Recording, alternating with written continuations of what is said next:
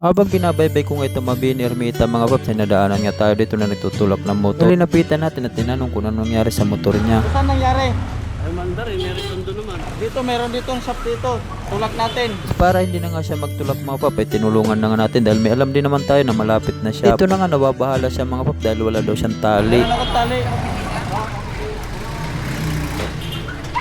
Dahan-dahan lang tayo, dahan-dahan lang. Kaya tulak na lang kaya kita. At dito mga pap, napaisip nga ako kung itutulak ko na lang siya. Kaso nakita ko pala mga pap, medyo matraffic at mabibilis ang mga jeep dito. Kasi kung tutulak ko siya mga pap, nagamit yung paa, ay kakain kami ng malawak sa kalsada mga pap. Para hindi makasagabal sa mga dumadaan mga pap, ay ito na lang ang naisip ko. Hatakin ko na lang siya para hindi na kami makasagabal sa mga dumadaan. Nag-uusap kami mga pap at tinatali ko yung motor niya. Iramdam ko yung pagod ni sir sa katulak sa motor niya. At nakatapos na nga ako sa pagtali sa motor mga pap, ay hindi ko pala namalaya na may kasama pala siya dito. Kaya sinabi ni sir na paunahin na lang at maglakad na lang siya. Tagay ka na lang yung tulay. Ito. Tingnan mo na yung tali tayo para dito na mo. Kabila na, kabila. Dito kabila. Para hindi na nga maglakad yung kasabay niya mga pap, ay pinasakay na lang natin para hindi na siya mahirapan.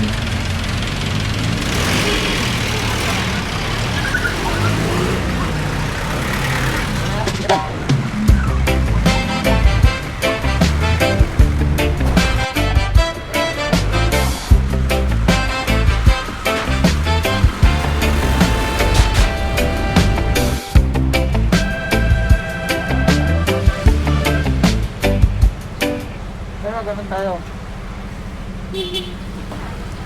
Oh, nandyan na lang sa unahan. At habang nakahinto kami mga pap, at kinakausap nga ako dito ni madam. Dahil napapasalamat siya sa akin mga pap dahil tinulungan ko daw siya. Napakalayo na nga daw yung nilakad nila at hindi rin nila alam kung saan magpapayo sa motor nila.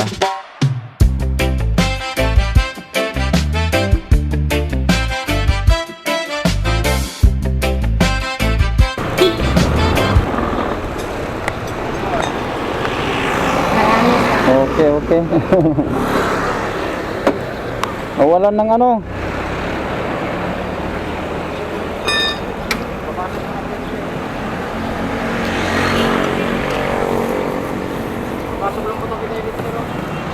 Kaya lang, nakatali kasi. Dali.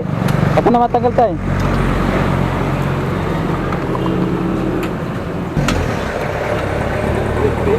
Oo, nahigpit.